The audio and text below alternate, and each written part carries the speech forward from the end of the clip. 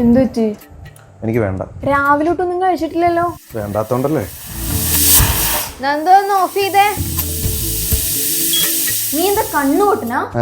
2 ദിവസമായിട്ട് ഞാൻ ശ്രദ്ധിക്കുക. നിനക്ക് എന്താ പറ്റിയേ? അത് നിനക്ക് പറഞ്ഞാ മനസ്സിലാവില്ലടി. പറഞ്ഞാലല്ലേ മനസ്സിലാവൂ. ഇവൻ ഇതെവിടെ പോയി?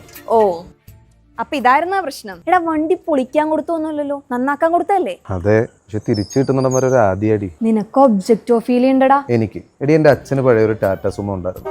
പണ്ട് അച്ഛനും അമ്മാവന്മാരും ഒക്കെ ആ വണ്ടി ഓടിച്ചുകൊണ്ട് നടക്കുമ്പോൾ അതിന്റെ ഡ്രൈവിംഗ് സീറ്റിലൊന്നും ഇരിക്കാനും ആ സ്റ്റിയറിംഗിലൊന്നും തൊടാനും ഒക്കെ ഭയങ്കര കൊതിയായിരുന്നു. ഇനിയിപ്പോ എല്ലാവരുടെയും കണ്ണുപൊട്ടിച്ച് പോയി എടുത്തെന്ന് വെച്ചു, കണ്ണു പൊട്ടണ ചീത്തയും കേൾക്കും, ചിലപ്പോൾ നല്ല തല്ലും കിട്ടും. അതുകൊണ്ടാണ് ഇല്ലാത്ത കാശ് കൊടുത്തിട്ട് ഈ വണ്ടി വാങ്ങിച്ചതെന്നല്ലേ പറയാൻ വരുന്നത്? അതെ. എന്നാ വണ്ടി സർവീസിന് ഏറ്റിയാലും നീ ഇതേ കഥ തന്നെയല്ലേ പറയുന്നത്? ഒന്നുമില്ലത് വേറെ ഇരുമ്പല്ലേ? എന്നിട്ട് ഇതേ ഇരുമ്പ് തന്നെയല്ലേ നീ കഴിഞ്ഞ ദിവസം പൂജയ്ക്ക് വെക്കണമെന്ന് പറഞ്ഞത്? എന്നിട്ട് നീ വെച്ചോ? ഇല്ല.